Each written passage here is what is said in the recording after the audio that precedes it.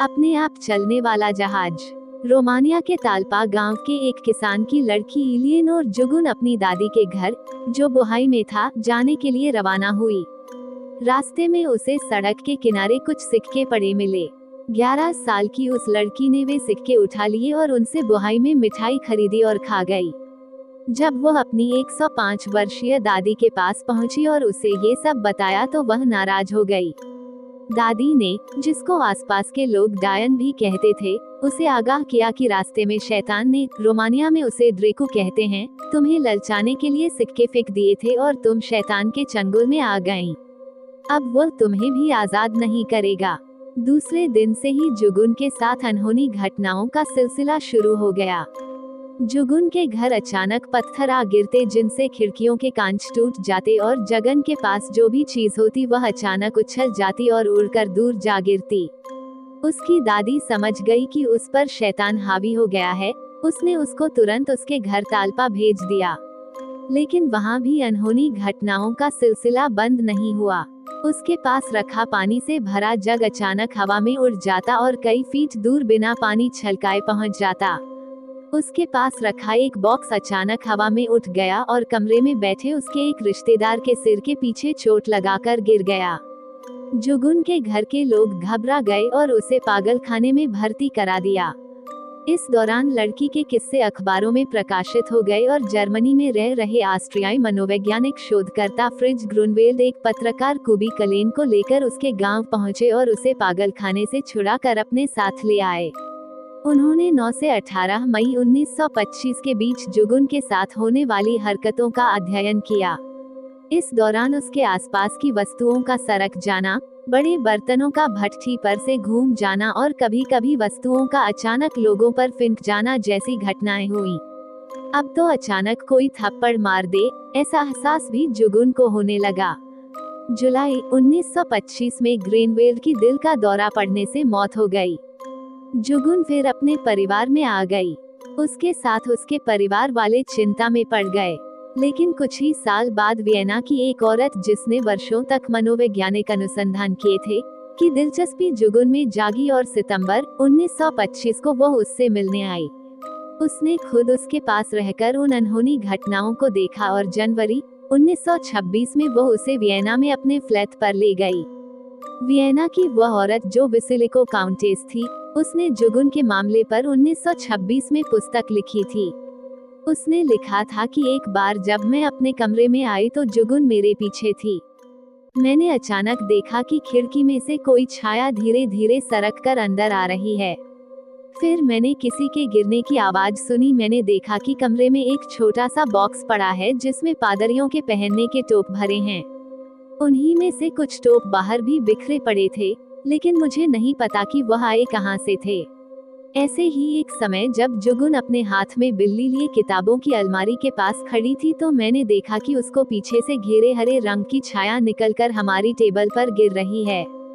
वहां मुझे tin box दिखाई दिया। मुझे ध्यान आया कि वह तो कमरे में दूसरी तरफ पड़ा था। म्यूनिख के डॉक्टर हंस रोजेनबुश ने जुगुन की जांच पड़ताल की। उसने बाद में दावा किया कि लड़की झूठी है और वह जो कुछ करती है वो काउंटेस की मदद से करती है। इससे वियना में हंगामा हो गया। एक अन्य डॉक्टर हेरी प्राइस ने भी जांच पड़ताल की और उसने कहा कि इन अनहोनी घटनाओं का सिलसिला तब भी जारी रहा जब काउंटेस मौजूद नहीं थी और जुगुन को बंद कमरे में रखा गया था। इस पर वियना के कई प्रमुख वैज्ञानिक और डॉक्टर उसकी जांच पड़ताल में जुटे और उन्होंने माना कि जुगुन की उपस्थिति में ही अनहोनी घटनाएं होती हैं। काउंटेस ने रोजेनबुश पर मानहानि का मुकदमा किया, हालांकि वह तकनीकी कारणों से खारिज हो गया। यह विवाद शायद आगे भी चलता, लेकिन 1927 के 14वें जन्मदिन के बाद जब उसे पहली माहवारी हुई तो इन अनहोनी घटनाओं का सिलसिला बंद हो गया। इसके बाद वह रोमानिया में हेयर ड्रेसर का काम करने लगी और उसके साथ कई अनहोनी घटनाओं के किस्से वर्षों तक लोगों में चर्चा का विषय बने रहे। अमेरिका में प्रेतों से अभिशप्त कई मकान हैं जहां लोग प्रेतों के भय से रहना ही नहीं चाहते। ऐसे प्रेतों से अभिशप्त न जाने कितने मकान आज भी खाली पड़े हैं। ऐसा ही एक मकान है जिसे 18वीं सदी में वर्जीनिया के एक व्यक्ति ने बनाया था। कई वर्षों तक उस भव्य मकान में लोग चैन से जीवन बिता रहे थे, लेकिन एक रात उनके जीवन में एक भयानक चीख ने अशांति पैदा कर दी। उस भयानक चीख से आतंकित होकर लोगों ने उस मकान को खाली कर दिया। फिर धीरे धीरे वह भव्य मकान खंडहर में तब्दील होने लगा। 40 वर्ष पूर्व इस भव्य मकान की मरम्मत कराई गई और फिर उसमें लोगों ने रहने का साहस किया।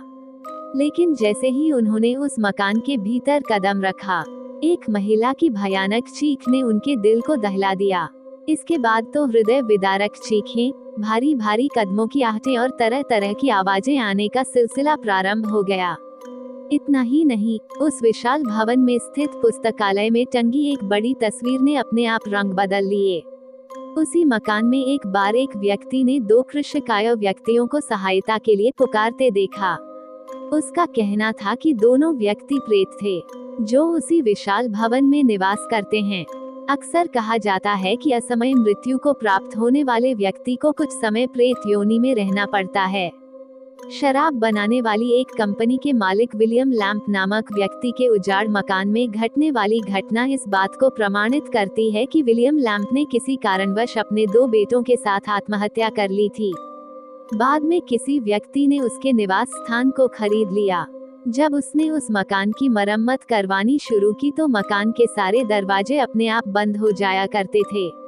उन बंद दरवाजों में अपने आप ताले भी लग जाते थे और ऐसा प्रतीत होता था मानो कोई छिपकर उन्हें देख रहा हो।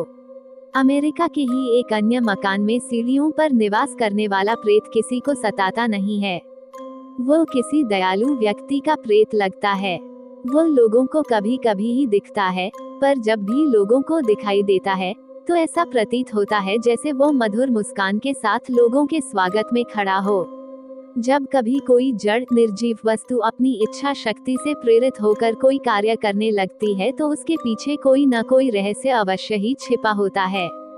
विज्ञान ऐसे तथ्यों को बेबुनियाद बताता है, किंतु इतिहास में घटित घटनाओं को नकारा कैसे जा सकता है।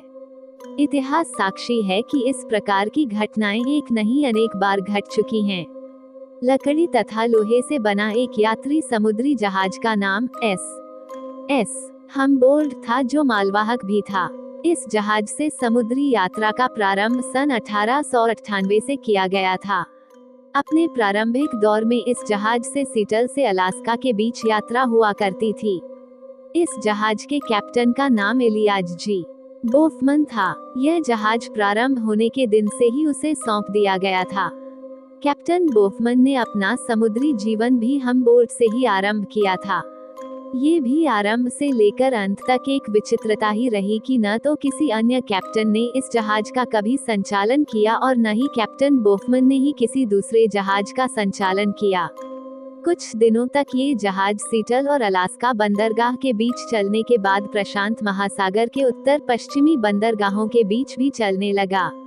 कालांतर में कई बार जीर्ण शीर्ण अवस्था में पहुंच जाने के कारण इस जहाज को विघटित कर देने पर भी विचार किया गया, परंतु कैप्टन बोफमन के शालीन विरोध के कारण इस जहाज को विघटित नहीं किया जा सका। अपना जल जीवन उसी जहाज से शुरू करने के कारण कैप्टन बोफमन का इस जहाज से खास लगाव था।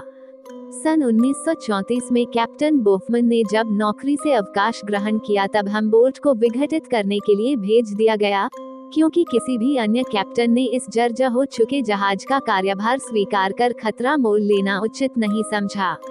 अवकाश प्राप्त करने के बाद 8 अगस्त 1935 के दिन कैप्टन बोफमन का कैलिफोर्निया में जिस समय निधन हुआ, ठीक उसी समय वहां से लगभग 650 किलोमीटर दूर पेड़ों बंदरगाह पर खड़े हमबोल्ट जहाज के लंगर अपने आप खल गए और यह उत्तर दिशा की ओर कैलिफोर्निया के लिए अपने आप रवाना हो गया।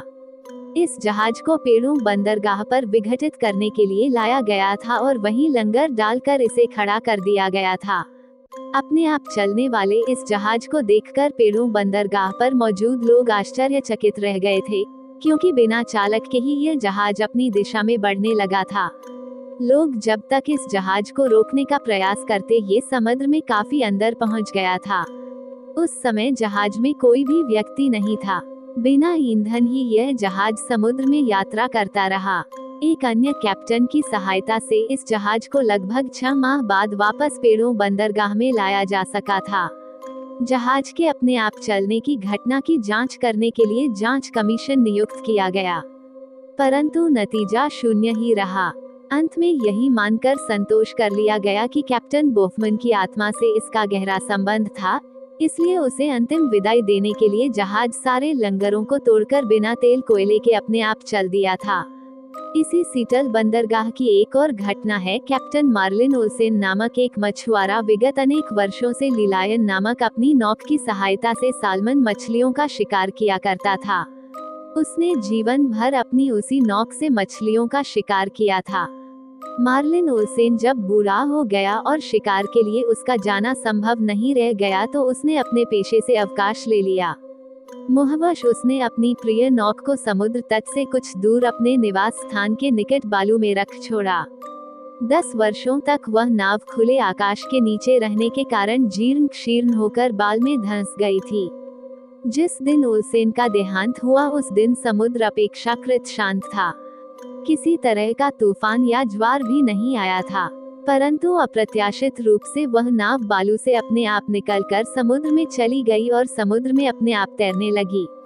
3 दिनों तक वह नाव बिना किसी नाविक के समुद्र में घूमती रही और उसके बाद आयरलैंड के तट के निकट उस स्थान पर जाकर खड़ी हो गई जहां ओल्सेन को दफनाया गया था। समुद्र में लहरें आती रहीं, किंतु वह नाव बिना किसी सहारे के उसी स्थान पर 12 वर्षों तक खड़ी रही।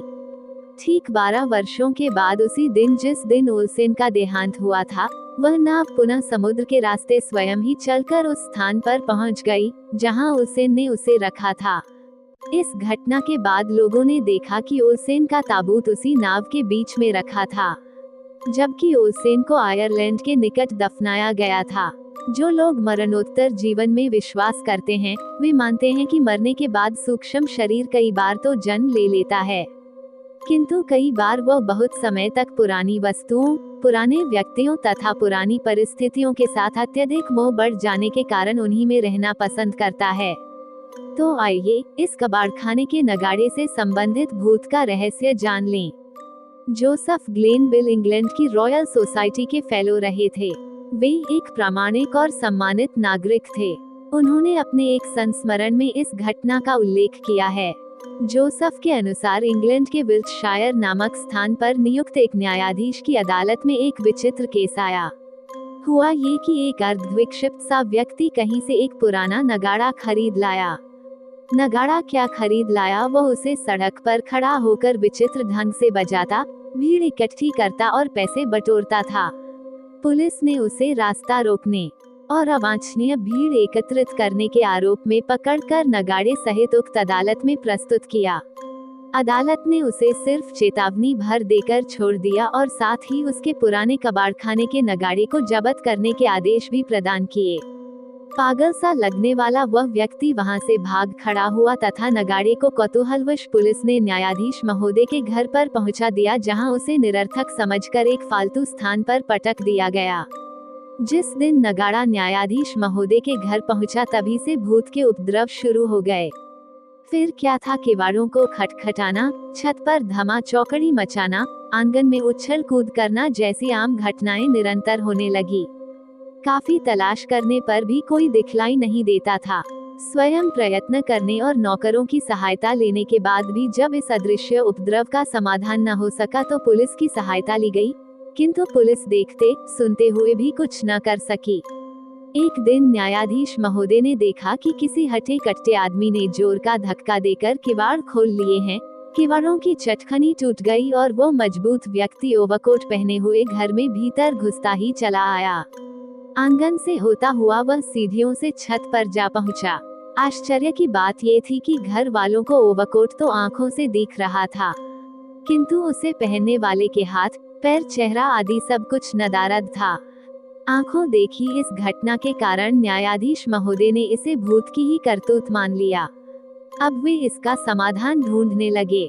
जब न्यायाधीश महोदय ने काफी प्रयत्न किया तो एक कोने में कबाड़खाने का वह नगाड़ा ही उन्हें संदेह की ओर ले जाता नजर आया, जिसे एक विक्षिप्त व्यक्ति द्वारा छीना गया था। आखिरकार उन्होंने उस नगाड़े को वहां से हटवा दिया। जब से नगाड़ा वहां से हटाया गया तभी से भूत के उपद्रव भी समाप्त हो गए। इतना ही नहीं, उस पागल व्यक्ति का भी पता लगाया गया तो ज्ञात हुआ कि वह सदा से ही विक्षिप्तावस्था में नहीं था। सस्ता माल देखकर कबाड़खाने से वह इस नगाड़े को खरीद लाया था। जिस दिन से उसने ये खरीदा था तभी से पागल होकर भीड़ इकट्ठी करने लगा था। जिस दिन से यह नगाड़ा जब्त किया गया वह पुनः सामान्य स्थिति में पहुंच गया और मोक्सन के घर में भी शांति छा गई। इस प्रकार समझा गया कि नगाड़े के असली मालिक की प्रेतात्मा भूत बनकर अपनी प्रिय वस्तु नगाड़े से चिपक रही है और वह जहां पर भी पहुंचा उपद्रव निश्चित रूप से हुए। यदि ये कहानी आपको पसंद आई हो तो अपने दोस्तों और अन्य लोगों के साथ शेयर जरूर करिएगा।